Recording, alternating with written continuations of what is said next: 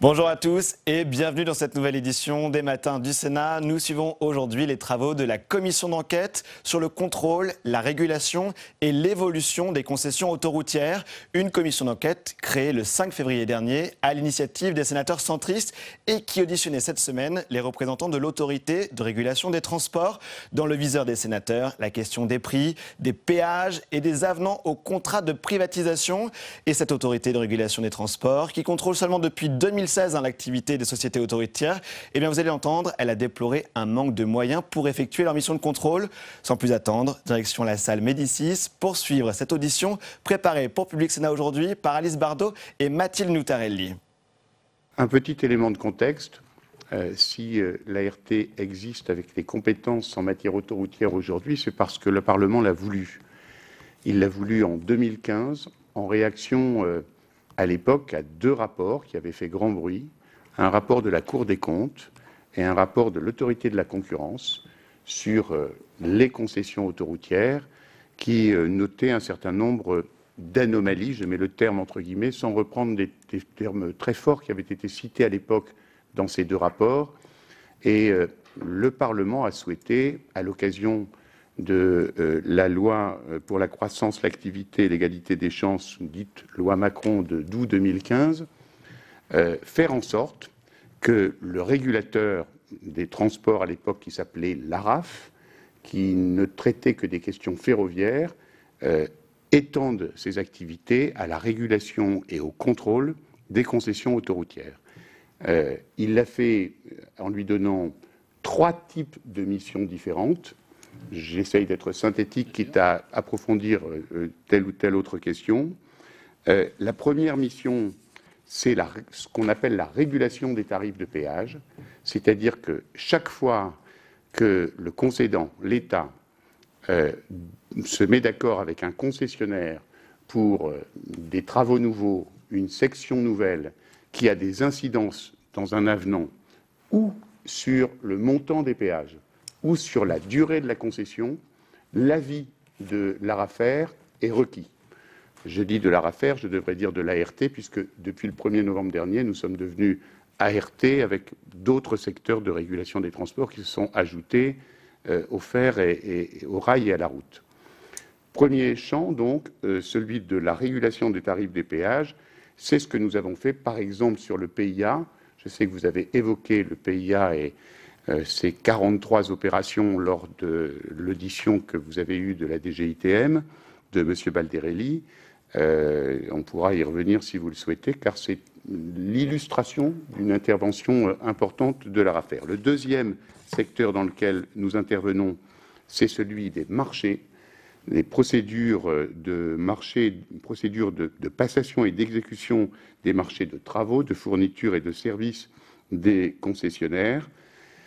Nous avons en la matière la mission de contrôler la composition et le bon fonctionnement des commissions d'appel d'offres qui doivent être mises en place depuis la loi d'une manière systématique dans toutes les sociétés concessionnaires à partir d'une certaine taille. Et nous avons à contrôler aussi les marchés qui sont passés par ces sociétés concessionnaires. Vous nous avez interrogé sur ce que nous faisions si notre analyse dans le questionnaire auquel nous allons répondre dans le détail par écrit dans la semaine qui vient, sur ce que nous faisions lorsque des conditions n'étaient pas remplies. Nous avons la capacité de saisir la justice, ce que nous avons fait une fois, et nous pourrons revenir aussi sur cette illustration des pouvoirs qui ont été donnés par le législateur à l'ART en matière de contrôle des marchés. Et le troisième domaine, qui est loin d'être négligeable et qui répond à la préoccupation que vous avez exprimée, c'est un pouvoir de collecte, de collecte de données, puisque l'ART a la capacité de demander, je devrais dire d'exiger, des sociétés concessionnaires un certain nombre d'informations de nature financière, technique, économique, sur la situation économique de leur société, année après année, et nous publions chaque année un document que je vous ai remis, mais qui n'est pas encore complètement brochée, qui est la synthèse des comptes des sociétés autoroutières, qui est une synthèse globale, et il y a une synthèse société par société qui est faite. Nous allons aussi, c'est une des missions que nous a confiée la loi, publier un rapport sur la situation économique, mais un rapport quinquennal qui nous permettra de donner une vision très très claire de l'évolution, alors l'ensemble des éléments, hein, l'évolution des recettes, l'évolution des tarifs de péage. Les recettes des sociétés autoroutières, 98%, ce sont les recettes de péage. Les recettes de péage augmentent, vous l'avez noté dans votre exposé des motifs, plus vite que l'inflation, pour des raisons objectives, qu'on connaît, hein, mais qu'on explique et qu'on détaille dans nos rapports. Et puis, il y a la société globale économique des sociétés concessionnaires. Le chiffre d'affaires en 2018, 10 milliards 400 millions. 98% environ viennent des recettes de péage, des dividendes distribués qui sont étonnants et qui sont expliqués, de l'endettement qui existe des sociétés concessionnaires d'autoroutes. Et nous allons projeter, il y a des vrais désaccords entre la façon dont nous voyons cet endettement et dont les sociétés d'autoroutes nous le présentent aujourd'hui. Et donc nous allons publier dans notre rapport quinquennal cette année une vision précise, objective, documentée, expertisée de cette situation économique du monde autoroutier. Donc voilà, en gros, j'ai dit qu'on publiait le rapport sur la synthèse de la situation économique des sociétés d'autoroutes. Nous publions aussi un rapport annuel sur les marchés et les contrats passés par les sociétés d'autoroutes. Ils sont naturellement disponibles sur notre site, mais ils sont aussi à votre disposition, naturellement, si vous le souhaitez. Et ils sont disponibles à partir de... Ils sont d'ores et déjà disponibles. D'ores et déjà disponibles. Alors oui, nous sommes compétents depuis février 2016. Et donc, le premier rapport sur les marchés, nous l'avons publié, il était incomplet en juillet 2016. Mais tous les rapports depuis sont des rapports qui sont complets, hein, 2017-2018. Et les rapports sur la situation économique, nous les avons sur 2015, 2016, 2017, 2018. Donc, et le rapport quinquennal qui arrivera cette année. D'accord. Ce qui est très très important, c'est notre pouvoir de collecte. Parce que notre pouvoir de collecte, c'est vrai dans le domaine autoroutier, mais c'est vrai aussi dans le domaine, dans les autres domaines que nous suivons. À partir du moment où nous définissons une liste d'informations qui doivent nous être fournies, que nous en décidons dans le cadre de notre fonctionnement du collège de l'autorité, les sociétés sont dans l'obligation de nous y répondre, sous peine de sanction. La sanction est extrêmement lourde puisque la loi nous permet d'infliger des sanctions qui vont jusqu'à 3% du chiffre d'affaires des sociétés concernées. Elles le savent, il n'y a pas besoin de brandir la menace pour qu'elles nous donnent les informations, qu'elles nous fournissent les informations qui leur sont demandées. Ça n'était pas une évidence au début. Il a fallu négocier, discuter, travailler, établir cette liste. Mais maintenant, je dois dire que nous n'avons plus de difficultés plus beaucoup de difficultés pour obtenir ces informations. Si je comprends bien, la mission de collecte d'informations et de documents se passe plutôt bien. Donc ça veut dire que vous n'avez pas eu de problème jusqu'à présent, puisque vous n'avez pas eu à émettre de sanctions financières. On a compris qu'elles pouvaient être dissuasives. Donc, vous nous confirmez qu'à aucun moment, il n'y a eu des documents que vous avez souhaité obtenir et dont vous n'avez pas pu avoir communication? Non, je ne vous garantis pas que nous ne soyons pas trouvés dans cette position.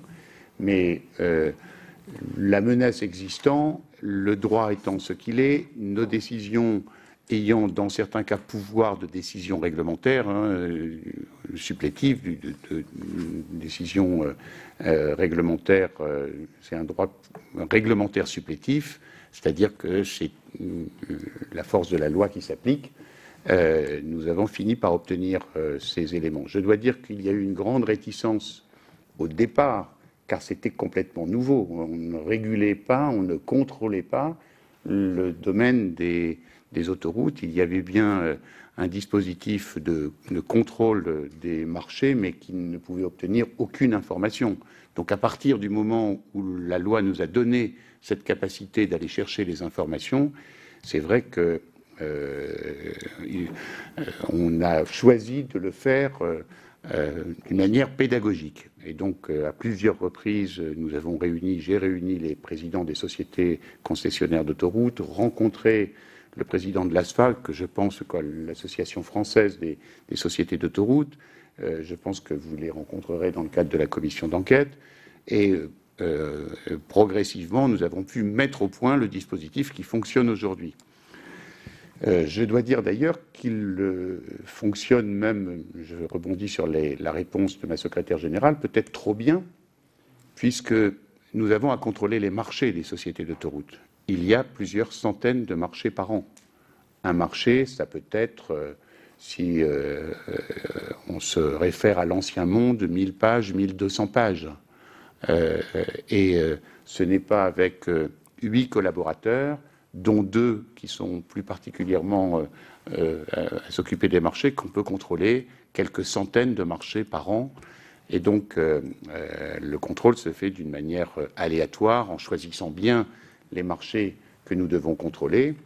Et j'en profite pour dire d'ailleurs que sur les marchés, nous contrôlons donc, nous veillons à ce que les commissions des marchés soient majoritairement composées de membres indépendants, ce qui n'était pas forcément le cas avant. C'est quand même une belle avancée qui a été souhaitée par le Parlement.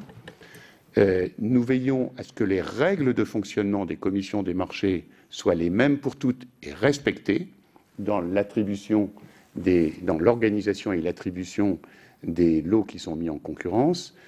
Et nous veillons aussi à ce que les conditions d'écriture des appels d'offres soient légales. C'est sur l'un de ces marchés que nous avons saisi la justice, qui, sur un marché que je peux évoquer aussi ici, qui était un marché de la société ASF, qui est une société du groupe Vinci, nous avons été déboutés en première instance par le tribunal de grande instance de Nanterre. Nous avions estimé que le marché était fait de telle manière que le critère du prix était finalement le seul critère qui comptait sur l'attribution du marché, et que tous les autres critères qui étaient présentés ne l'étaient que pour la forme, puisque le coefficient porté sur le critère du prix était tel que tous les autres critères disparaissaient. Le tribunal de Nanterre a jugé sur les faits et pas sur le droit, et a dit oui, mais même si on avait changé les coefficients, c'est quand même le même attributaire qui aurait été désigné. Mais nous, ça n'était pas notre problème, le choix de l'attributaire. C'était le respect des règles qui était notre problème. Et donc, on a fait appel, et la Cour de cassation nous a donné raison, en précisant que c'était bien les règles qui devaient être appliquées dans l'organisation des appels d'offres. Ce qui nous rend plus forts aujourd'hui pour exiger que ces règles soient respectées sur l'ensemble du champ de toutes les sociétés concessionnaires. Merci. Oui, je repose 2 questions et puis après je laisse les collègues, la parole aux collègues. Mais alors sur ces marchés, il y a l'aspect formel et puis réglementaire et légal de respect des règles et des procédures, mais le questionnement qu'on a, nous, c'est de savoir si, de façon majoritaire, les marchés sont attribués à des sociétés liées au groupe, Vinci, Eiffage ou, dans une moindre mesure, Abertis. Et puisque je crois qu'il y a des règles pour essayer de limiter, mais je ne sais pas si c'est appliqué, en fait, ces marchés avec des sociétés liées au groupe et liées aux 2 groupes.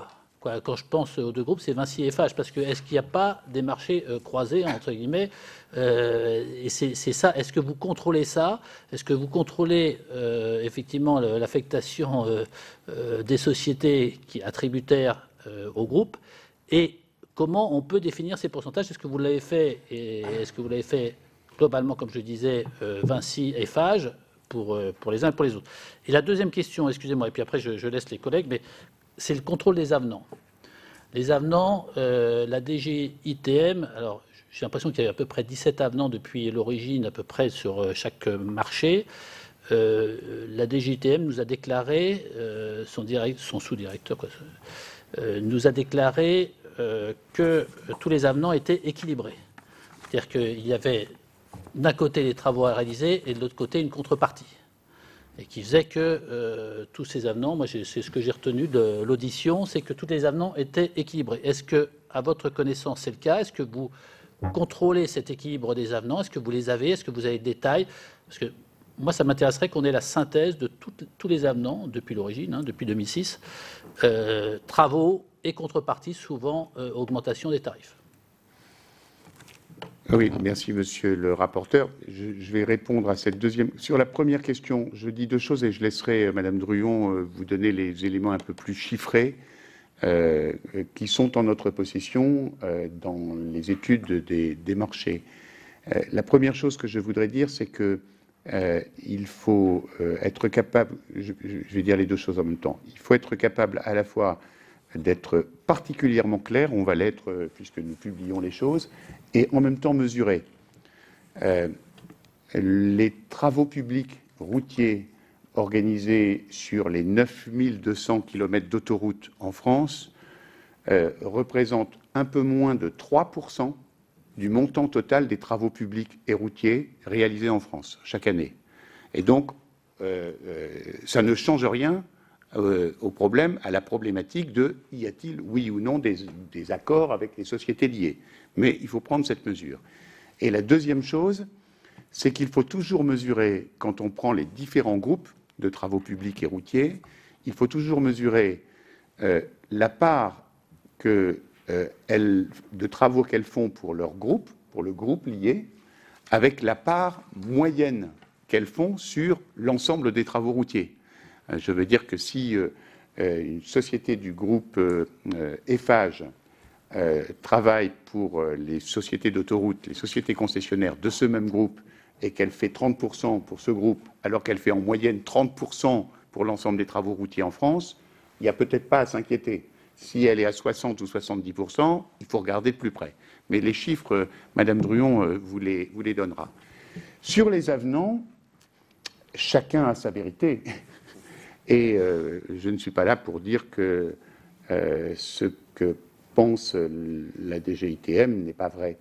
Parce que la DGITM, son travail, c'est de faire en sorte qu'il y ait une dépense et qu'elle soit compensée dans le cadre d'un avenant, ni au-delà, ni en deçà.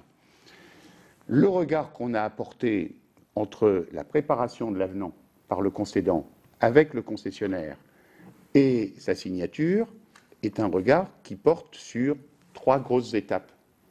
Je le prends par rapport au PIA, plan d'investissement autoroutier.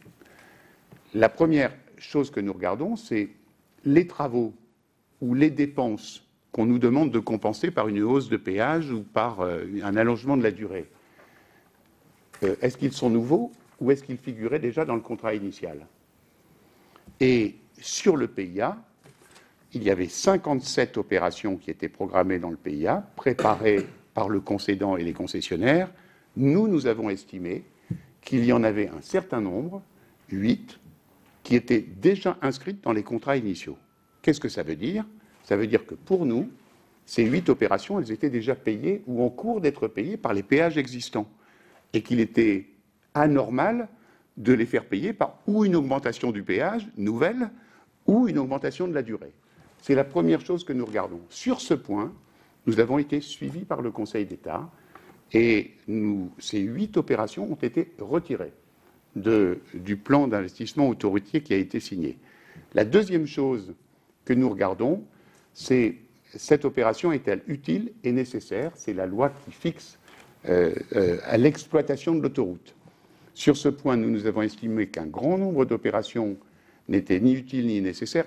Notre problème, je le dis clairement devant les élus que vous êtes, les élus de la nation que vous êtes, notre problème n'est pas une question d'opportunité politique.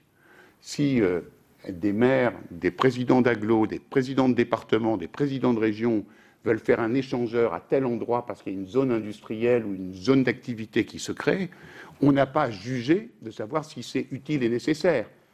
Ce dont on a à juger, c'est de savoir si c'est à l'usager de l'autoroute de la payer ou si c'est au promoteur de la zone industrielle ou aux collectivités territoriales ou à l'État. Et nous, notre point de vue, il est à donner du point de vue de l'intérêt de l'usager. L'usager qui prend cette autoroute tous les jours, est-ce que cette bretelle nouvelle ou cet échangeur nouveau lui apporte quelque chose de supplémentaire par rapport au prix qu'il paye? Si oui, ça peut être du désengorgement, ça peut être de la facilité de circulation, ça peut être une capacité de voyager davantage, d'avoir d'autres destinations utiles, en dehors de cette zone d'activité qui serait créée. Si oui, utile, nécessaire, oui. Sinon, est-ce à lui de payer cette nouvelle bretelle sur une zone d'activité avec laquelle il n'a rien à voir? C'était notre vision des choses. On n'a pas été suivi par le Conseil d'État sur cette question. Autant on avait été suivi sur les opérations déjà étant inscrites, autant sur celle-là, on n'a pas été suivi par le Conseil d'État. Il y en avait combien que vous jugiez sur les 57? Alors, le nombre exact sur l'utile et nécessaire, il y en avait quand même une bonne quinzaine, me semble-t-il. On vous précisera ça. Je fais toujours très attention aux chiffres, parce que devant une commission d'enquête, il ne faut pas donner un mauvais chiffre. Hein. Donc, mais je crois qu'il y en avait une bonne quinzaine, entre 12 et... Oui. Et puis, il se trouve que, dans le cadre de la LOM, contrairement à notre avis, cette disposition a été encore assouplie. Et donc, maintenant, il y a 3 conditions cumulatives pour qu'une bretelle soit jugée utile et nécessaire, et je ne vois pas trop comment nous pourrons juger qu'elle ne l'est plus. Il y a eu je sais que ce n'est pas dans cette Assemblée qu'on a insisté pour assouplir ces dispositions, mais elles ont été assouplies. Et donc, je sais même que dans cette Assemblée, il y a eu des tentatives pour faire en sorte qu'elles ne soient pas assouplies. Mais elles ont été assouplies, et nous, on est là pour appliquer la loi. Donc, Et la troisième chose que nous regardons, elle est très importante. Il y en a d'autres qui sont plus marginales, mais la troisième chose que nous regardons, c'est le coût, l'estimation des opérations. Et sur ce point, je n'ai pas tout à fait le même regard que la DGITM. Je le dis devant cette commission d'enquête. Nous avons estimé que sur les 57 opérations qui étaient proposées, un certain nombre étaient surestimées et certaines très largement surestimées. Or, c'est sur la base des estimations qui sont retenues qu'on calcule la compensation, le niveau du péage ou la durée de l'extension.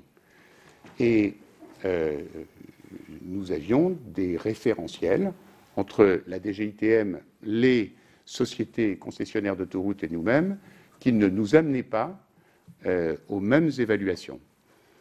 Alors, je sais que M. Baldarelli vous a dit que finalement, ils ont fait expertiser ces coûts. C'est vrai qu'ils ont été expertisés 2 fois, et pas une fois. Une fois par une expertise qui nous a donné raison, et comme il faut toujours une deuxième expertise ne nous a pas donné raison.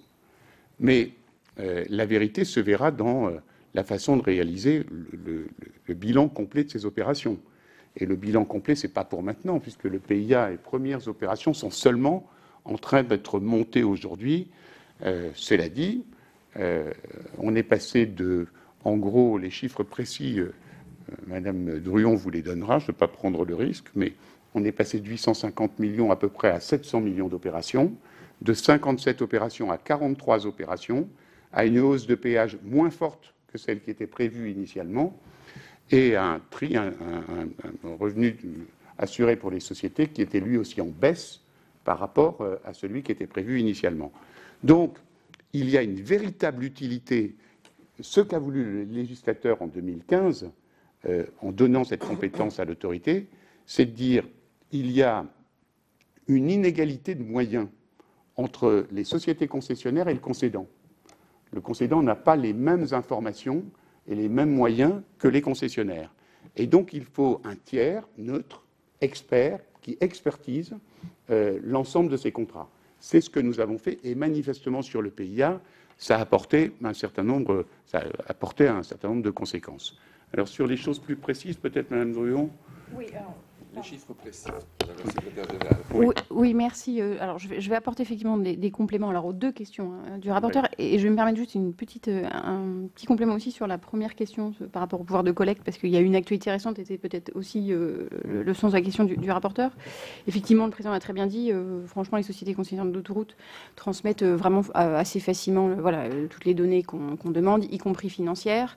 Et quand elles estiment que c'est un peu trop, parce qu'effectivement, il y a des fois c'est trop et ça demande du temps, je pense notamment aux demandes qu'on avait faites sur les marchés passés entre 2013 et 2015, quand on n'était pas compétent, qu'on a demandé pour pouvoir, nous, compléter notre base de coûts des opérations. Elles ont dit que c'était beaucoup de travail de tout collecter, de tout nous envoyer. On a un petit peu négocié, d'étaler dans le temps la transmission des informations et qu'elles pouvaient le faire sous la forme de scan, PDF et pas de tableau Excel, ce qui facilitait pour elles. Donc c'est fait en bonne intelligence. Il y a finalement une fois où on a eu un refus de communiquer effectivement sur un marché et où on a dû, et je le dis parce que c'était dans le cadre d'un avenant dans lequel on a rendu un avis récemment, qui est un avenant d'Atlande, et où on a dû ouvrir une procédure en manquement pour l'avoir, et où ça a été effectivement, on a pu clôturer assez facilement, puisqu'effectivement la menace de la sanction portait ses fruits, et on a fini par obtenir... La procédure en manquement, c'est avant la procédure de sanction. Donc la procédure en manquement, c'est effectivement le drapeau rouge. Voilà, mais on a...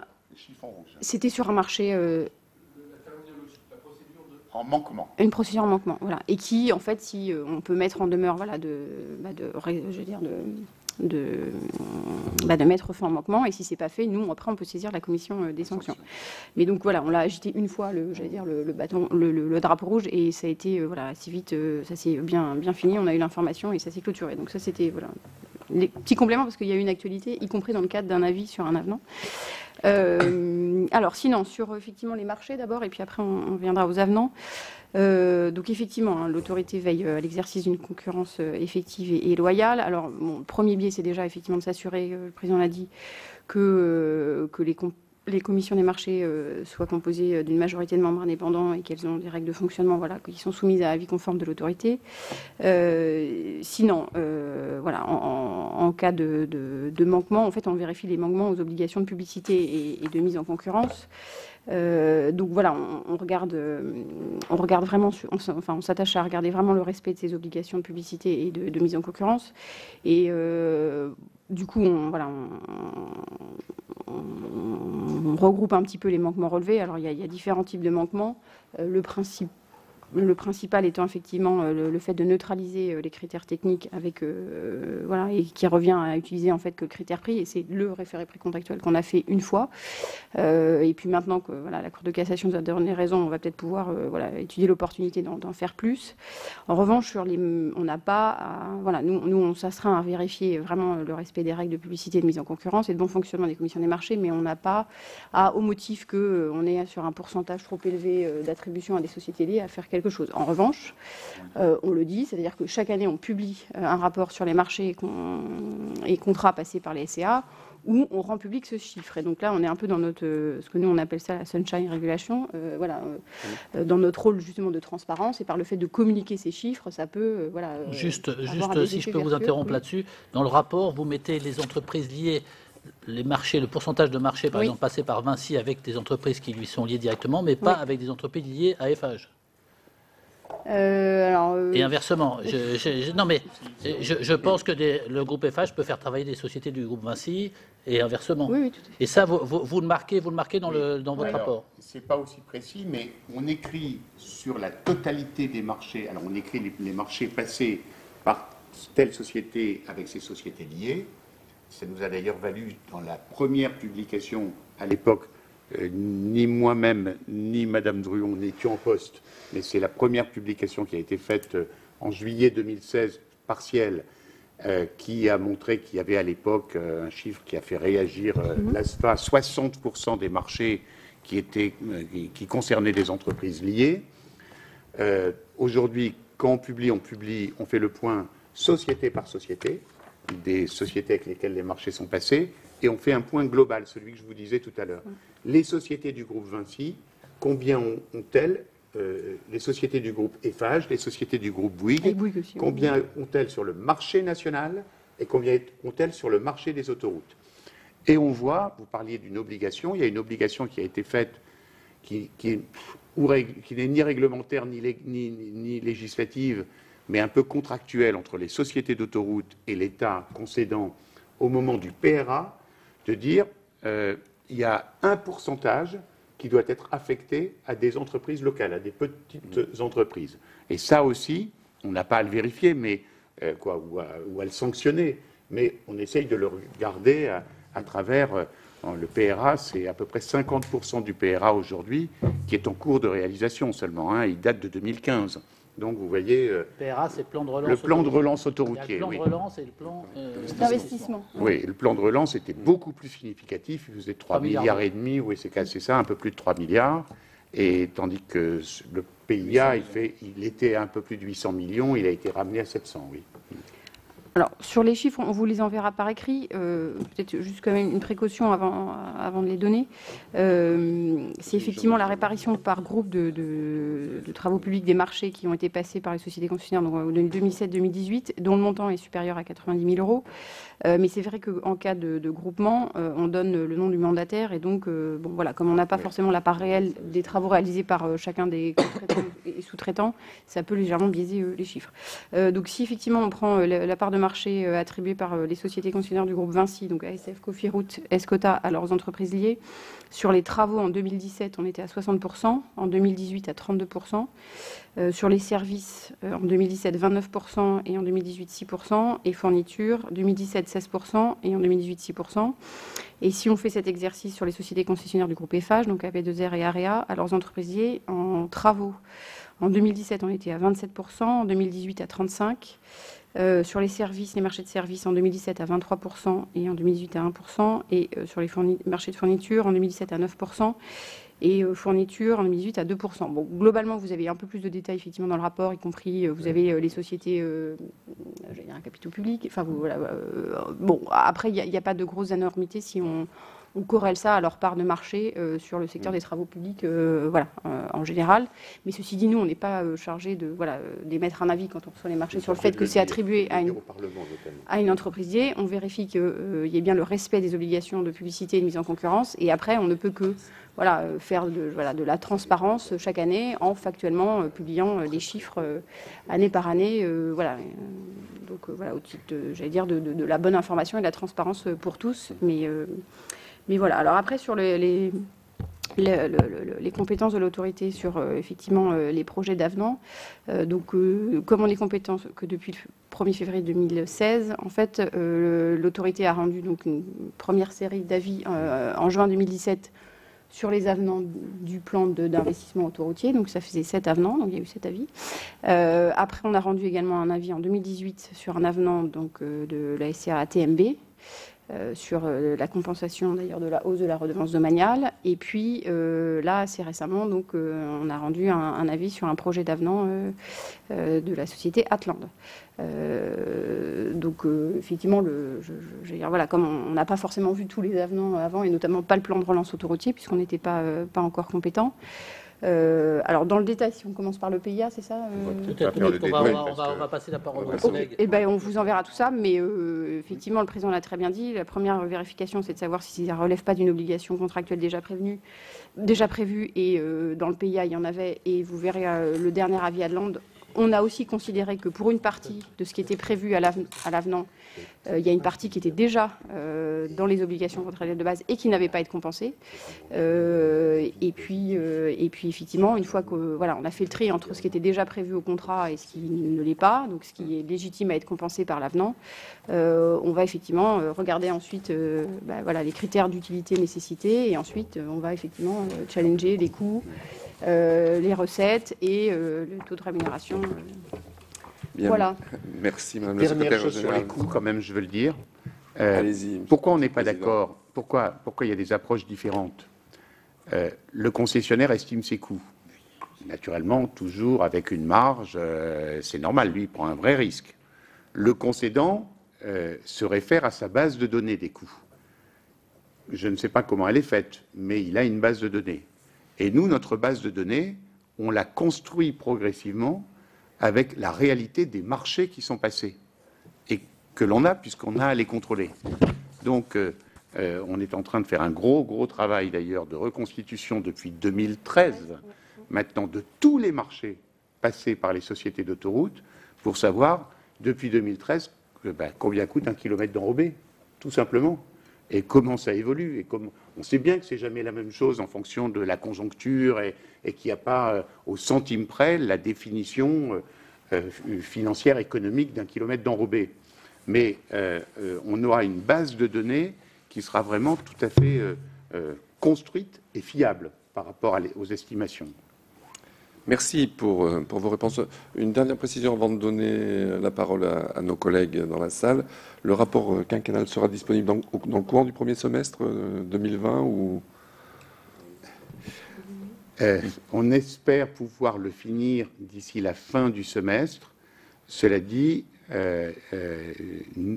savez, on a des comptes à rendre à personne, sauf au Parlement.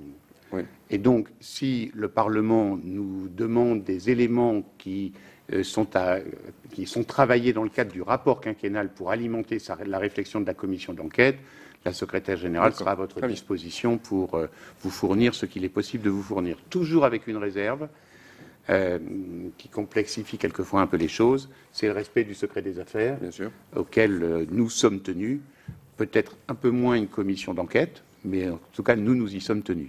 Je voudrais revenir sur, donc, si j'ai bien compris, votre deuxième mission qui concerne la mission de procédure de marché. D'abord, me préciser si vous êtes bien membre de la commission des marchés ou pas.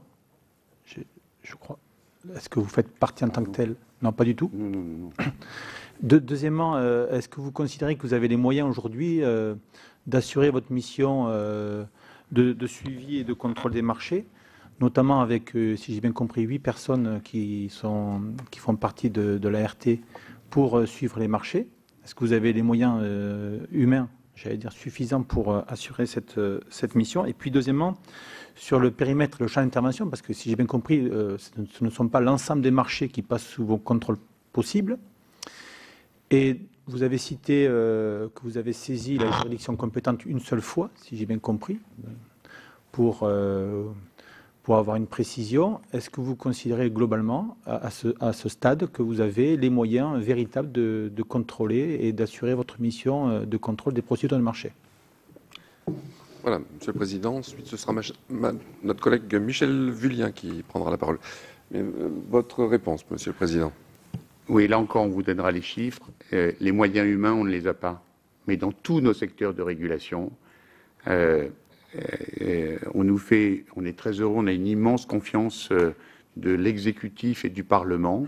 Et très franchement, on est touché de voir que quand des questions se posent en matière de régulation des transports, on fait appel à notre expertise, ça veut dire qu'elle est reconnue, à notre expérience, ça veut dire qu'elle est reconnue, et c'est toujours une vraie marque de reconnaissance pour nos collaborateurs.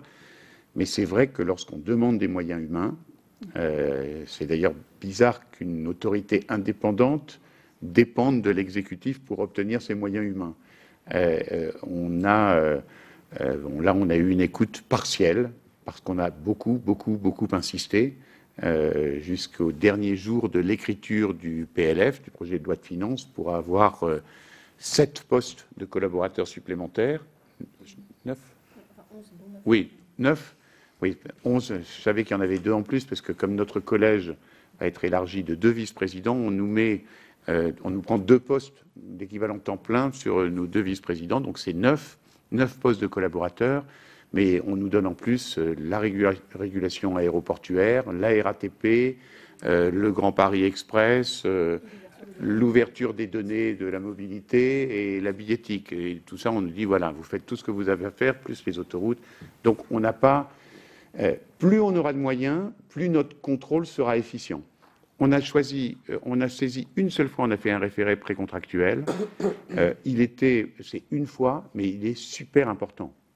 Puisque depuis 2016, les règles de fonctionnement des commissions d'appel d'offres et des marchés des sociétés d'autoroutes sont très proches des règles de la commande publique, des marchés publics, et il fallait qu'il y ait une décision forte que nous avons obtenue en cours de cassation, de respect strict de ces règles pour que nous puissions dire aujourd'hui à tous Et on n'est pas là pour les punir, hein, on est là pour leur dire, vous respectez les règles.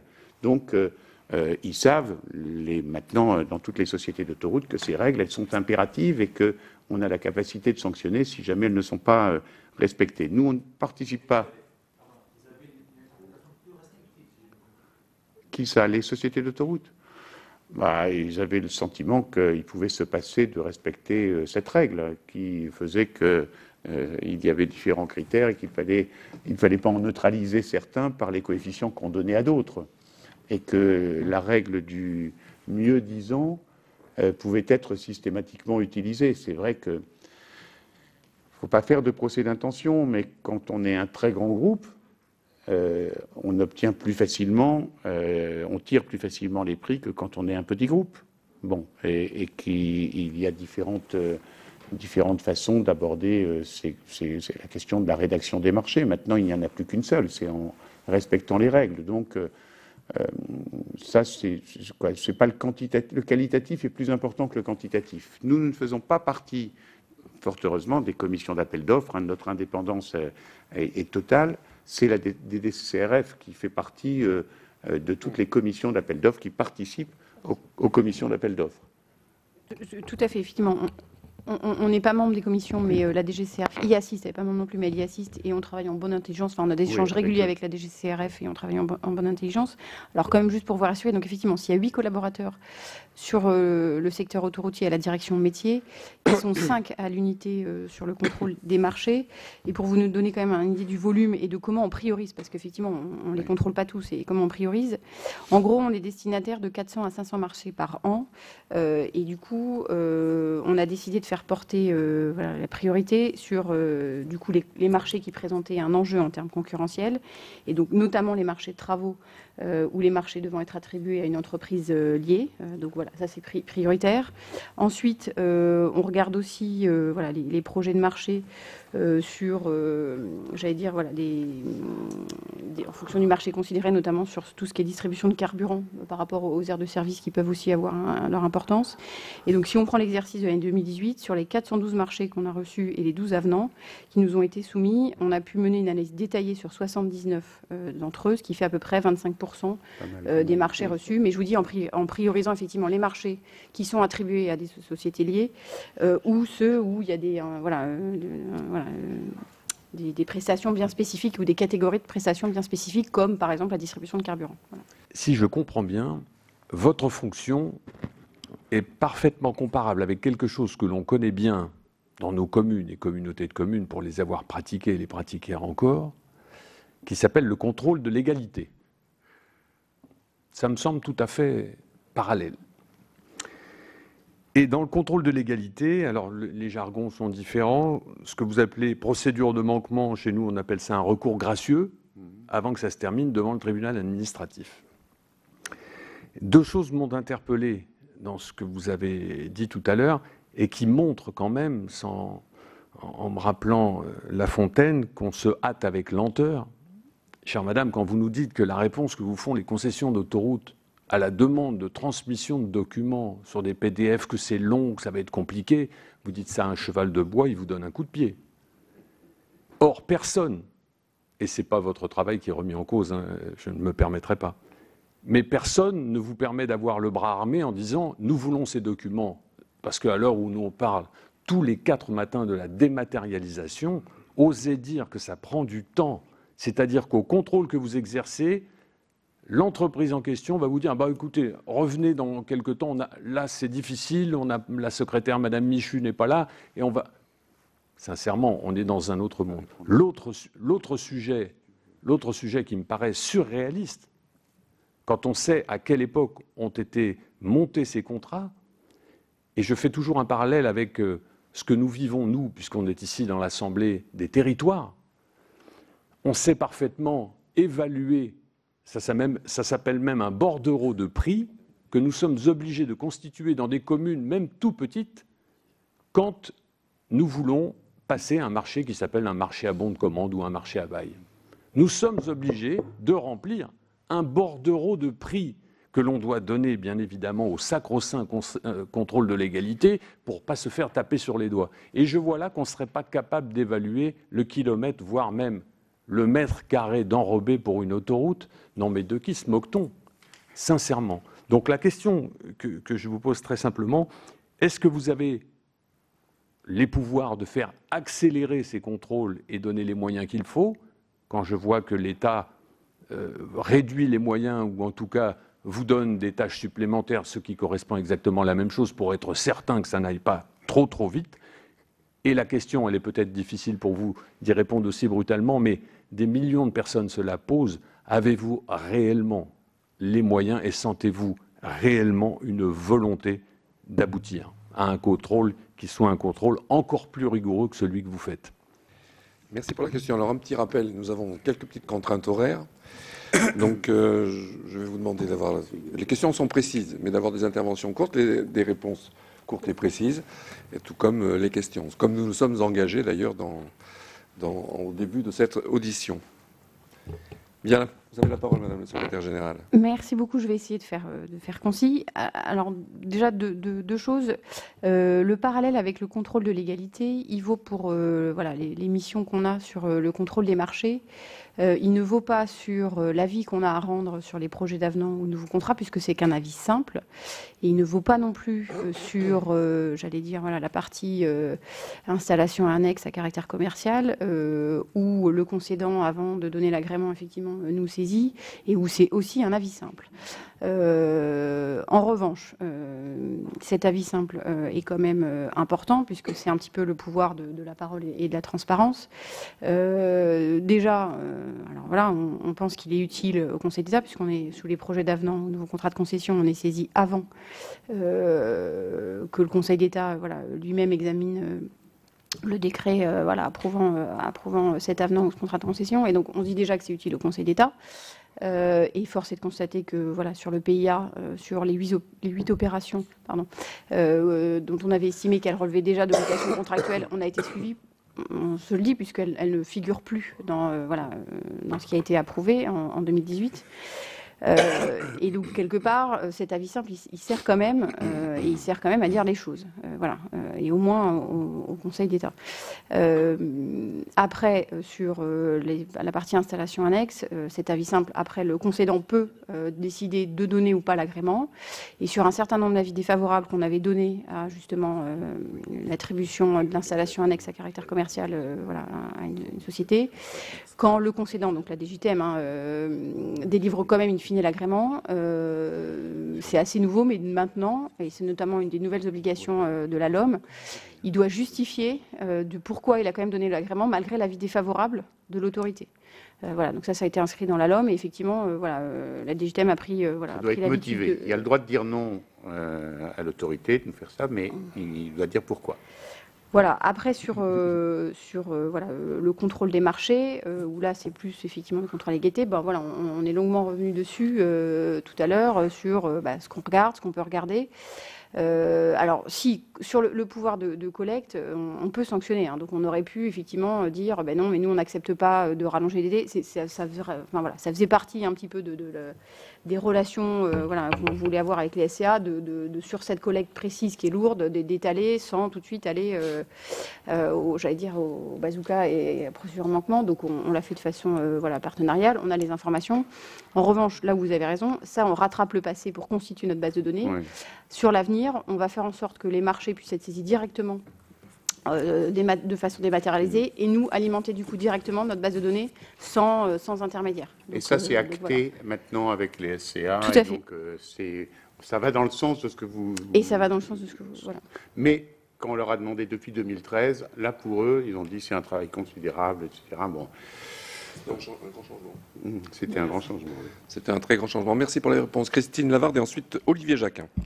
Oui, merci Monsieur le Président. Alors tout à l'heure, le Président de la RT est revenu sur un sujet que nous avons évoqué dans nos auditions précédentes sans que personne se soit intéressé au sujet, à savoir un peu les concessions dans la concession, à savoir les aires d'autoroute. Donc j'aurais aimé savoir ce que l'ART pouvait regarder ou pas, et notamment, voilà, puisque vous nous avez évoqué la rentabilité certaine de ces zones et notamment le besoin de réguler le prix du carburant, mais il y a tout un tas d'autres choses qui sont vendues sur ces aires. Donc voilà, qu'est-ce que vous regardez ? Merci. Monsieur le Président. On regarde le contrat de sous-concession en faisant respecter ce qui nous incombe dans la loi. Et ce qui nous incombe dans la loi, j'évoquerai, je laisserai Mme Druon si j'oublie des choses, mais ce qui nous occupe le plus dans ces contrats de sous-concession, puisque ce sont des appels d'offres qui sont constitués, c'est la modération tarifaire, la modération sur le prix de l'essence. Avec des situations, on est toujours en train de...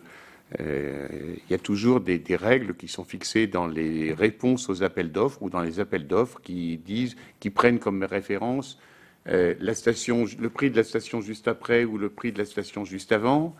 Quand il s'agit de la même enseigne de distributeurs de produits pétroliers, ça peut poser une difficulté de comparer ces prix.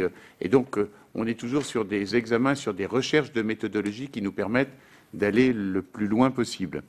Et puis, je le dis devant vous, parce que ce serait intéressant peut-être pour vous de regarder cette évolution, il y a une grande société d'autoroutes qui a décidé de faire une expérimentation et de ne pas passer par un distributeur et de s'approvisionner elle-même auprès des raffineries, avec un engagement de modération tarifaire qui était très très sensible. Cette expérimentation a maintenant 1 an. Et donc, regardez ce que ça a donné. On pourra vous donner les éléments sur cette société. On est incapable de vous dire si c'est positif ou non. C'était pas très positif dans la manière dont ils avaient oublié de nous saisir, puisqu'ils avaient passé leur appel d'offres de fourniture de carburant en considérant qu'il ne relevait pas de la concession, qu'il était en dehors de la concession, et donc ils ne nous l'avaient pas soumis pour contrôle. Et donc, ça avait mal commencé. On a fini par regarder les choses, mais c'est quelque chose d'intéressant. Alors, je ne sais pas s'il y a d'autres éléments. C'est un avis simple. En plus, c'est vraiment le ministère qui accorde son aval sur l'attribution de ces contrats de sous-concession, mais c'est un avis simple que nous lui transmettons. Il y a beaucoup d'avis simples dans le domaine autoroutier. Il y a assez peu d'avis conformes. On a l'avis conforme que sur les contrats de concession qui génèrent de l'augmentation de péage ou de... Il est simple aussi. Oui, c'est un avis simple aussi. Oui. Non, je dis ça. On n'a pas... On a avis conforme sur les compositions de commissions de Et marché, sur les les règles de fonctionnement. Voilà. C'est un petit peu léger en termes d'avis conforme par rapport à ce que nous avons dans d'autres domaines, puisque que ce soit dans le domaine ferroviaire, dans le domaine aéroportuaire, on a des avis conformes qui vont beaucoup plus loin que dans le domaine des concessions d'autoroutes. Mais c'est aussi l'histoire qui explique ça. Un complément, Madame la Secrétaire Générale ou... Juste, alors vous allez dire qu'on fait des demandes, mais non, le Président a parfaitement répondu. Puis dans le cadre de la précédente réponse, on parle effectivement justement donc, de cet agrément que doit délivrer le concédant, et il nous sollicite, et on a 1 mois pour répondre. Donc on contrôle la procédure de passation de ce contrat d'exploitation. En revanche, effectivement, il y a une obligation de modération tarifaire sur les prix du carburant pour l'usager, dont on invite à chaque fois le concédant à vérifier que finalement l'attributaire il s'est engagé finalement en répondant à l'appel d'offres sur une politique de modération tarifaire. On invite le concédant à vérifier que les engagements pris au titre de cette modération tarifaire soient respectés. Je ne sais pas s'ils le font. On pourrait éventuellement se dire que l'autorité pourrait exercer un contrôle de bonne application des engagements au titre de la modération tarifaire qui sont pris par le sous-concessionnaire qui se voit attribuer la sous-concession. Donc c'est éventuellement une extension possible où l'autorité regarderait que cette modération tarifaire et les engagements pris par le sous-concessionnaire est bien appliqué. Ça pourrait être effectivement... Mais on invite le concédant à le faire, en tout cas. Bien. Olivier Jacquin et ensuite Patrice Joly qui renonce à sa prise de parole. Merci, Président. Donc ensuite, ce sera Jordi Ginesta. J'ai bien compris que vous n'étiez ni la Cour des comptes, ni la DGITM. À quel moment votre regard s'exerce sur les concessions autoroutières? À quel moment de l'attribution du contrat? Vous avez dit que vous contrôliez les tarifs, vous contrôliez les travaux des concessionnaires, vous produisiez un rapport sur les 5 ans sur la globalité. À quel moment de l'attribution d'une concession vous intervenez et vos fonctions sont mises en œuvre? Deuxième question, nous avons la semaine dernière reçu la DGITM, M. Balderelli. Il nous a expliqué aussi qu'il faisait un certain nombre de contrôles techniques. Est-ce que vous pouvez qualifier la qualité de ces contrôles techniques? Il vérifie par exemple que les travaux sont bien réalisés, il les valide. J'ai entendu aussi que dans l'application du contrôle des tarifs, lors du PIA, vous vérifiez que les travaux ont été faits. Et y a-t-il une bonne concordance entre le fait que des travaux soient réalisés, l'augmentation des tarifs? Est-ce que c'est à la DGITM à régler ça en premier lieu au moment du contrôle des travaux et de vérifier? Est-ce bien fait? Y a-t-il un delta de temps entre les deux?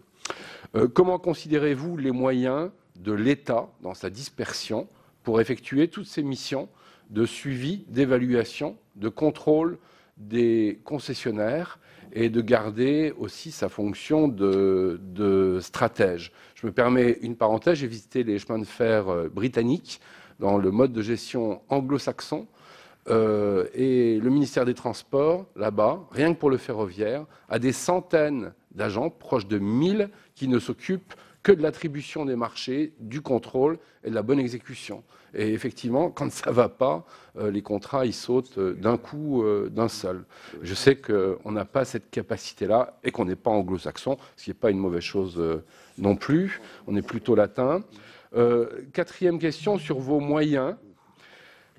On vous a déjà posé la question, mais vous, je la retourne maintenant, vous estimez que pour exercer correctement vos missions, il faudrait que vous disposiez de quels moyens? Et les moyens de votre indépendance. Et là, je pose 2 questions assez directes. Quel est le statut de vos collaborateurs?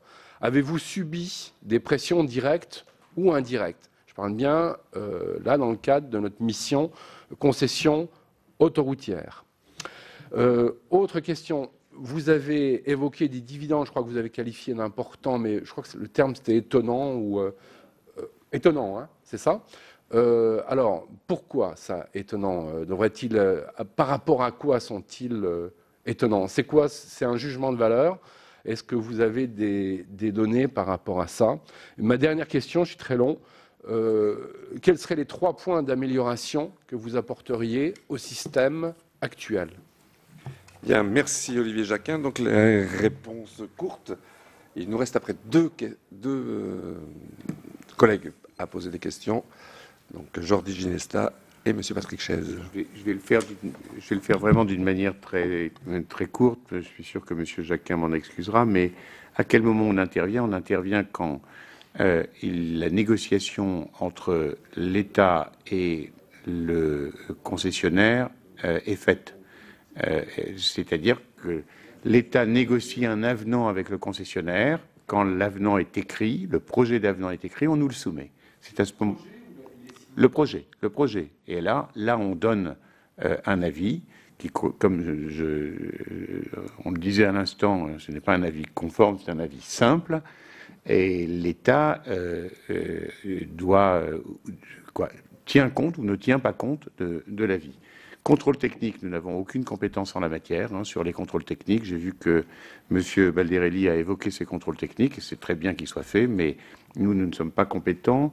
Les contrôles du travaux du PIA, il est beaucoup trop tôt pour le dire, parce que, comme je vous l'ai dit, le PIA date d'un an maintenant, et donc les premiers travaux ne sont quasiment pas commencés sur le PIA. Et donc, il sera très très intéressant, par contre la question est intéressante, de voir par rapport aux estimations qui ont été les nôtres, quelle est la réalité du montant des travaux qui ont été faits, puisque vous savez que nous avons contesté quelquefois des enveloppes en considérant qu'elles étaient 30% trop élevées. Je veux redire, pour corriger une chose qui a été dite ici, que le Conseil d'État n'a absolument pas invalidé nos estimations ou validé d'autres estimations. Le Conseil d'État a dit que ce n'était pas sa mission de regarder les questions d'estimation des travaux dans son avis sur le PIA. Les moyens de l'État, Bon, M. Balderelli s'est exprimé là-dessus aussi, hein, et c'est un peu le lot de toutes les administrations centrales. Il faut de plus en plus travailler en mode projet. Je sais que M. Jacquin, vous avez interrogé M. Balderelli sur ses liens avec les DREAL, avec les directions locales. Et c'est vrai qu'il doit s'appuyer, c'est ce qu'il fait d'ailleurs, sur l'ensemble de ses collaborateurs pour avoir l'action la plus pertinente possible. Les moyens de l'ART, j'ai répondu en matière de ressources humaines, en matière de statut de collaborateur. Nous sommes une administration publique, hein, nous avons le statut d'une administration publique, avec des critères de recrutement, de désignation qui relèvent des administrations publiques. Nous avons, ce que je veux dire, c'est que sur l'ensemble de nos collaborateurs, nous avons une très très grande expertise, vraiment une très grande expertise. Notre secrétaire général est X-Pont, nous avons un certain nombre de collaborateurs qui sont reconnus dans leur domaine. C'est d'ailleurs une vraie difficulté parce qu'ils sont recherchés par beaucoup de chasseurs de tête, quoi, hein. Bon, et donc on essaye de les garder au maximum. Des pressions, jamais. Jamais aucune pression.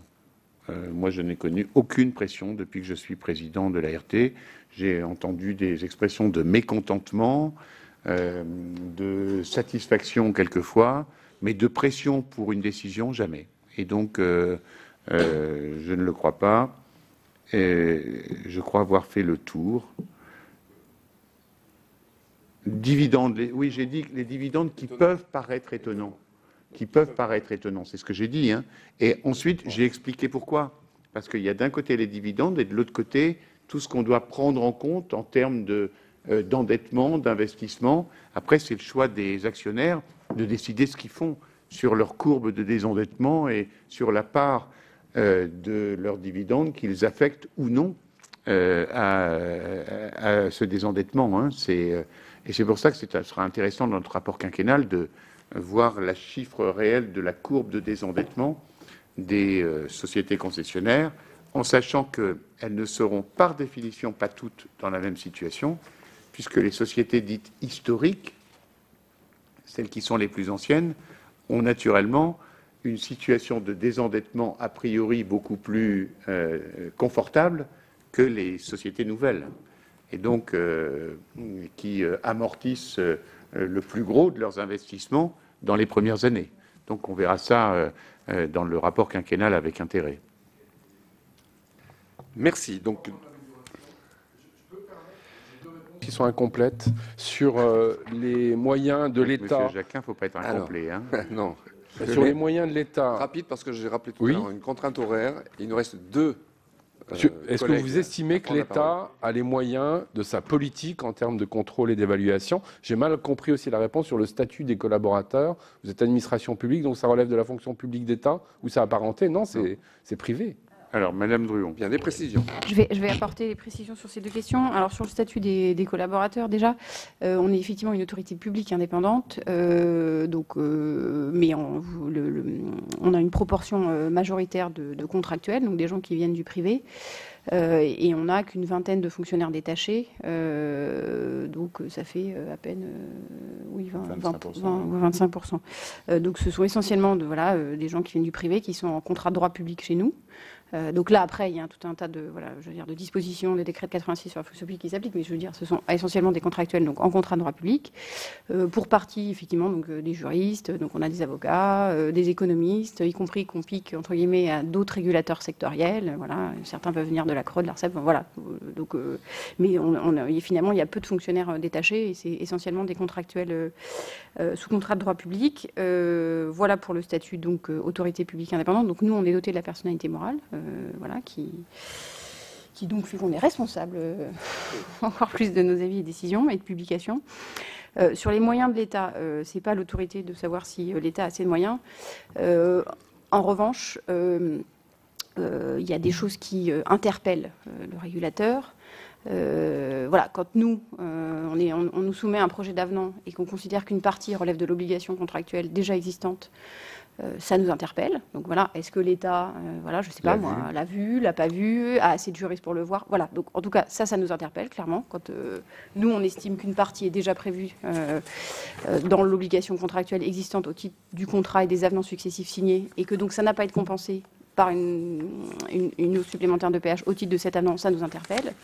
Et le deuxième gros sujet d'attention de l'autorité, et je pense qu'on en fera une grande partie dans le rapport quinquennal qui sera publié cette année, c'est finalement la fin des concessions qui arrive vite, parce que donc voilà, la première c'est 2031, et en gros toutes les SCA historiques c'est entre 2031 et 2036, et ça arrive très vite. Et c'est un moment à pas louper. Et il y a notamment une obligation qui aurait dû être faite depuis 14 ans, enfin 13, qui est toujours pas faite et qui a un impact sur la fin de ces concessions. C'est que voilà, il faut que le concessionnaire et le concessionnaire se mettent d'accord sur la liste, un inventaire des biens de retour, des biens de reprise et des biens voilà, en propre aux concessionnaires. Et ça aurait dû être fait pour les sociétés historiques à la clôture des comptes de 2006. Oui. Et donc, cet inventaire est censé être mis à jour tous les 5 ans, parce qu'effectivement, après, à la suite des avenants successifs, il peut y avoir effectivement des biens complétés. Voilà. Donc ça aurait dû être fait déjà depuis un certain temps, et ce n'est pas fait. 7 ans avant la fin des concessions, ils sont censés se mettre d'accord aussi sur les investissements des 5 dernières années pour remettre en bon état voilà, les ouvrages de la concession. C'est quoi le bon état ? Et ça a une incidence. Et alors là, vous partiez effectivement des contrôles techniques du ministère. Nous, on n'est pas compétents, eux le sont, mais selon la définition qu'a le concédant du bon état, ça a forcément des implications sur le niveau de dépenses de ces 5 dernières années. Aujourd'hui, les SCA, ils ont des projections, mais voilà, si on n'est pas d'accord sur le niveau de bon état, les projections, elles sont peut-être pas bonnes. Et donc, effectivement, il y a quand même un gros sujet qui est la fin des concessions, où il y a quand même des choses qui n'ont pas été faites et qui sont quand même fondamentales sur ces dernières années. Voilà. Bien, merci pour ce complément. On aura d'autres moments et d'autres interlocuteurs pour préciser les questions d'Olivier Jacquin. La parole est à notre collègue du Var, Jordi Ginesta.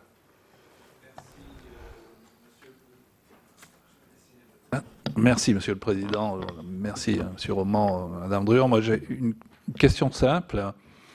Lorsque des travaux seront prévus, il y a 2 possibilités, nous a dit le Président Roman. Soit on revoit le prix du péage, soit on allonge la durée de concession.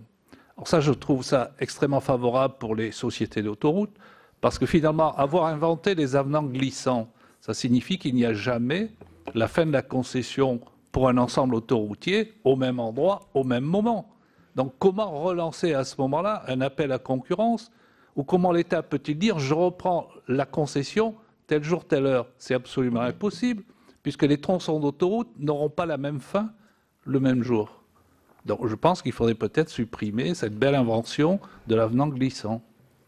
Monsieur le Président. Oui, c'est une vraie question qui est au cœur de l'avenir du système concessionnaire en France, hein, du système concessif. Je pense que aujourd'hui, il y a une vraie tendance à dire on ne peut plus prolonger indéfiniment les concessions. Mais il y a parallèlement, c'est évoqué d'ailleurs dans l'exposé des motifs de cette commission d'enquête, il y a parallèlement la volonté d'adossement qui est présentée par un certain nombre de décideurs publics, de représentants des pouvoirs publics. Si on veut conjuguer les deux, la question se posera. Il appartiendra à la représentation nationale d'y répondre. Hein. Je ne peux pas vous en dire davantage. Et il y a même des voix qui s'élèvent dans le Parlement pour dire qu'il peut y avoir une gestion publique des concessions. Et c'est vrai que des concessions ont eu une gestion publique ou une gestion mixte avant la privatisation. Vous savez, on critique souvent le mode d'évolution des péages en disant les actionnaires s'en mettent plein les poches aujourd'hui. Ça reste à vérifier, mais je ne veux pas être sur un jugement de valeur. Les règles d'évolution des péages, elles existent depuis 1970. Et quand la privatisation s'est faite, d'abord quand l'ouverture du marché s'est faite en 2002, on a gardé les mêmes règles, et quand la privatisation s'est faite, on a gardé les mêmes règles. Ce qui a changé, c'est les avenants. C'est les avenants qui apportent des évolutions de péage qui sont liées ou en allongement ou en niveau aux travaux supplémentaires qui ont été réalisés. D'où, moi j'y insiste, au-delà de la question centrale que vous posez sur l'avenir, la question de l'utilité et nécessité. Parce que si on peut, sur une concession existante, aujourd'hui ou demain, ajouter 40 échangeurs et dire c'est l'usager qui va payer, c'est facile. C'est facile pour tout le monde, sauf pour l'usager. Et donc, cette question d'utilité-nécessité, elle n'est pas tout à fait aussi simple que la manière dont elle a été présentée dans les débats récemment. Merci, Monsieur le Président. Alors, la dernière question, enfin pas forcément mais la dernière intervention de ce jour, c'est notre collègue de l'Ain. Merci, Monsieur le Président. Alors, en fait, beaucoup de choses ont été dites et malheureusement, je vais dire, quand on passe le dernier, c'est souvent ainsi. Moi, je voudrais vous apporter une précision sur la notion de bien de reprise, bien de retour. Dans le sens où, si les informations qui sont en ma possession sont les bonnes, les contrats initiaux étaient bâtis sur, finalement, un équilibre financier en fin de contrat. Donc, finalement, sans bien de retour.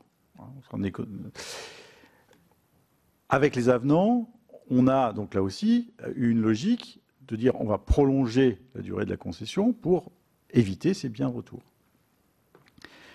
Alors que dans toutes les concessions sur les autres réseaux, cette notion de bien de retour et de bien de reprise est claire et on pourrait établir, sans changer la date de fin de concession, qu'à un moment donné, on fasse les comptes, dès lors, évidemment, que les informations aient été transmises.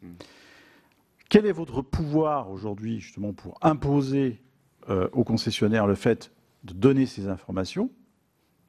Et est-ce que, dans les contrats ou dans les avenants à ces contrats, ces notions de bien de reprise et bien de retour sont déterminées? Une autre question très simple et rapide sur les ouvrages qui ont été réalisés pour rétablir des voies existantes, et notamment des ponts. Donc avec mon excellent collègue rapporteur, on a fait un travail sur les ponts. Et au niveau autoroutier, j'ai pas eu de la confirmation effective que l'ensemble des ouvrages de rétablissement étaient à la charge des concessionnaires d'autoroutes. Ça veut dire qu'une partie de ces charges a pu être mise aux collectivités. Est-ce que vous avez une connaissance sur ce point-là? Et si oui, quelle est la proportion? Merci. Monsieur le Président. Madame Drouillon, sur la première question, sur la deuxième, je dirais quelques mots d'ici. Alors, sur effectivement le régime des biens en fin de concession, hein, c'est défini dans les clauses du contrat, hein, donc des SCA historiques et des SCA récentes, sachant qu'il y a une spécificité du contrat Arcos, mais on ne va pas y rentrer, on va partir des sociétés classiques historiques. Donc c'est défini dans les clauses du contrat. Donc les biens de retour, c'est vraiment tout ce qui est nécessaire à l'exploitation de la concession. Hein. Enfin voilà, si j'en prends un type, alors tous les contrats de concession dans un an, ils sont sur le site du ministère. Enfin ça c'est transparent. Donc les biens de retour là se composent des terrains, bâtiments, ouvrages, installations et objets mobiliers nécessaires à l'exploitation de la concession. Et ça c'est biens de retour, c'est à la fin du contrat. Donc c'est immédiatement et c'est gratuitement à l'État. C'est bien un retour gratuit. Ensuite, les biens de reprise, ce sont donc des biens autres que les biens de retour qui peuvent éventuellement être repris par l'autorité concédante en fin de concession. Et du coup, c'est à la valeur nette comptable à la fin de la concession. Ce qu'on disait effectivement tout à l'heure, c'est que donc, déjà, il faut être d'accord sur l'inventaire de ces biens, puisque c'est pas la même chose entre remis gratuitement ou remis à la valeur nette comptable. Donc déjà, il faut être d'accord. Et puis surtout, c'est ces biens qui sont remis par le concessionnaire au concédant sont en bon état d'entretien. Il faut aussi être d'accord sur ce qu'est le bon état d'entretien. Sachant que 7 ans avant la fin donc, de la concession, ils sont censés effectivement se mettre d'accord sur les 5 dernières années sur le programme d'entretien et de renouvellement pour arriver justement à ce bon état à la fin de la concession. Donc nous ce qu'on dit juste, c'est que si vous regardez les contrats types des sociétés historiques, cet inventaire et cette nomenclature, elles étaient censées être établies à la clôture des comptes 2006 et mis à jour tous les 5 ans sous la forme de PV contradictoires entre le concédant et le concessionnaire. Donc c'est bien en tout cas prévu au contrat tout ça. Enfin voilà, tout ça est bien prévu dans les clauses du contrat. Alors, nous, du coup, là, force est de constater que tout n'a pas forcément été respecté. Et on a l'air, c'est un sujet qu'on consacrera dans le rapport quinquennal, mais en tant que tel, pour le coup, on ne peut pas faire... à part le dire et dire que l'État aurait dû faire ça et qu'il faut qu'il le fasse urgemment, voilà.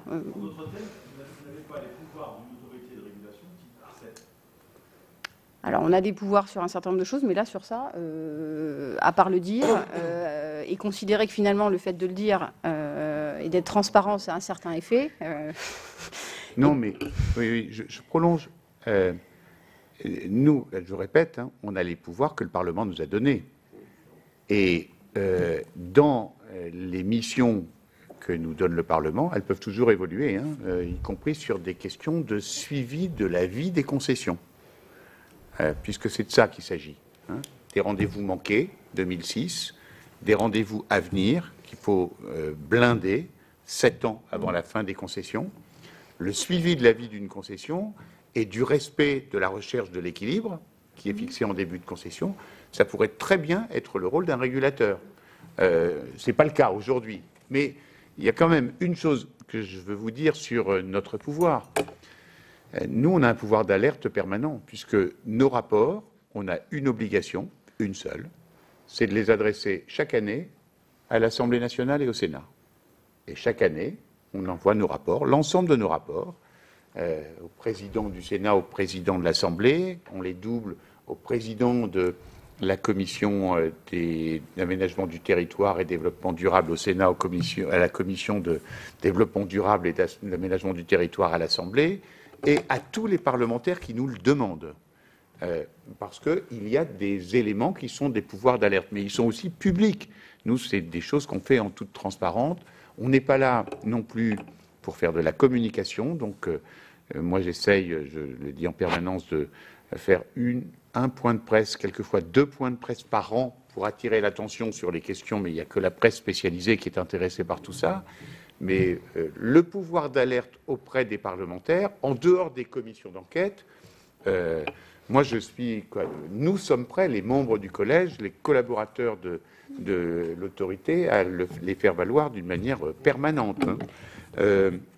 Sur le financement des ouvrages, avant que Stéphanie me complète ce que je viens de vous dire, il y a beaucoup d'ouvrages qui sont cofinancés, y compris dans le PIA par exemple. Il y a des ouvrages qui sont cofinancés, où il y a une part de cofinancement. Vous savez, ce qui est d'autant plus important dans le travail que nous faisons sur les évaluations, c'est que ce n'est pas le résultat d'un appel d'offres ou ce n'est pas un avenant. Ce n'est pas non plus la préparation d'un marché comme dans le PIA. C'est une négociation qui se fait entre un concessionnaire et le concédant. Et les marchés se feront après. Mais l'évaluation du prix lui-même de l'opération, elle est faite, elle n'est pas faite dans un domaine concurrentiel. C'est le concédant qui discute avec le concessionnaire de combien il va coûter ton échangeur. Et le concessionnaire, il dit, voilà, il va coûter autant. Et le concédant, il a les moyens qu'il a pour vérifier que ce sera effectivement ça ou que ce ne sera pas ça. D'où l'intérêt, c'est ce qu'a voulu le législateur, d'avoir une expertise qui casse un peu cette asymétrie de moyens et d'informations qui existe entre le concédant, entre l'État et les sociétés concessionnaires. Et c'est aussi pour ça qu'on est là. Donc, si le Parlement nous donne d'autres missions et les moyens de les accomplir, on les assumera volontiers, on en voit des possibles dans ce domaine. Mais là, on applique les missions qui nous ont été données par le Parlement. Stéphanie, tu voulais compléter? Oui, je voulais juste dire qu'il ne faut pas sous-estimer entre guillemets, le pouvoir d'influence des avis simples. Si tant est que c'est effectivement qu'un avis simple sur les projets d'avenant ou nouveaux contrats de concession, et qu'on est finalement les compétences, elles sont encore assez récentes, qu'il y a quand même les premiers fruits et les premiers effets de nos avis, même simples. Le PIA a quand même bougé, le président a rappelé comment. On verra, d'ailleurs, on vient vraiment tout juste de rendre et de publier notre avis sur l'avenant d'Atlande, le deuxième avenant d'Atlande, où on dit quand même que pour une partie, ça ne va pas être compensé dans cet avenant. Donc voilà, que va en faire le concédant? Ça va être, notre avis va aussi être transmis au Conseil d'État. Donc voilà, comment va aussi juger tout ça le Conseil d'État? Je sais que vous allez auditionner le Conseil d'État. Donc voilà, c'est aussi des questions à voir. Donc il ne faut pas sous-estimer le pouvoir entre guillemets, des avis simples. Et en revanche, le président l'a très bien dit, on est vraiment légitime sur les avenants parce qu'il y a de l'asymétrie d'information entre le concédant et le concessionnaire et qu'il n'y a pas d'appel d'offres et que donc il n'y a pas entre guillemets de prix de marché. Sur les nouveaux contrats de concession, où on intervient aussi à la fin, après la procédure d'appel d'offres, où on intervient vraiment à toute fin, où on nous soumet le projet de décret avant qu'il soit transmis au Conseil d'État et avant publication, d'approbation du décret et publication au JO, là se pose une question, parce qu'en fait, il y a eu un appel d'offres, donc quelque part, il est censé y avoir un prix de marché. Donc notre rôle est quand même plus compliqué. Voilà. Et on n'a pas les autres offres qui n'ont pas été retenues. Ah oui. Alors, je ne vais pas vous libérer immédiatement parce qu'un doigt s'est levé. Michel Dagbert pour la dernière question de l'après-midi. Merci, Président, d'accepter de me donner la parole et je vous promets que je n'en abuserai pas. Juste remercier le Président Roman ainsi que Madame la Secrétaire Générale pour les informations qu'ils nous ont données, les questions auxquelles ils ont bien voulu répondre. Et dans les questions, nombreuses étaient celles que j'aurais pu moi-même poser. Les collègues les ont très bien posées à ma place. Je voudrais juste faire une observation. Vous avez à l'instant, Madame la Secrétaire Générale, rappelé combien les limites de l'exercice étaient réelles, mais aussi combien l'efficacité pouvait se trouver dans ce cadre-là. Et le président Roman avait, à titre d'exemple, cité les 8 propositions parmi les 57 qui avaient été décelées par l'autorité et le Conseil d'État vous avez en quelque sorte suivi suite à votre alerte. Ma question est simple, c'est à ce stade, et je ne veux pas vous exposer plus que de raisons dans le cadre de la commission d'enquête, mais j'ai le sentiment que nous avons un peu de temps devant nous, puisque les premières concessions arrivent à échéance en 2030-2031 pour la toute première. Mais que faudrait-il que nous fassions, nous, en tant que parlementaires? Quelles sont les latitudes supplémentaires que nous pourrions octroyer à l'autorité pour faire en sorte, et je vais en venir à ce qui me semble être l'intérêt aussi de cette commission d'enquête, c'est d'explorer le champ des possibles au terme des concessions, à savoir, est-ce que nous n'aurons aucune autre alternative que la concession au terme de celle-ci et donc de renouveler les concessions? Y a-t-il une alternative possible, soit de reprendre en direct la gestion du parc autoroutier, soit d'avoir un mixte, comme ça a été le cas dans un passé pas si lointain, c'est-à-dire l'économie mixte, c'est-à-dire une part de la puissance publique et des actionnaires privés. Donc ces trois hypothèses, sont-elles encore crédibles à l'heure où nous parlons, ou avez-vous déjà le sentiment que ça va être compliqué si on ne se dote pas de moyens supplémentaires? Bien, une question bien complète, mon cher Michel. Monsieur le Président. C'est une question qui, finalement, sera au cœur de vos conclusions et qui ne relève, vous n'exposerez pas le régulateur sur cette question parce qu'il ne prendra aucune position sur cette question, mais tout ce qui pourra être donné comme moyen au régulateur d'éclairer les parlementaires dans la décision qu'ils seront amenés à prendre seront les bienvenus. Nous en avons déjà beaucoup, il nous en manque, on les a évoqués rapidement. Lorsque on doit donner un avis sur un contrat, un nouveau contrat, et qu'on a connaissance dans le cadre d'une procédure d'appel d'offres que de la réponse de celui qu'on nous propose de retenir, c'est quand même difficile d'avoir un avis sur la justesse oui, l'équilibre de la compétition qui a eu lieu. Mais je veux dire que dans les hypothèses que vous évoquez, il y en a une qui n'est pas possible. Parce que le droit européen ne le permet pas. On ne renouvellera pas les concessions.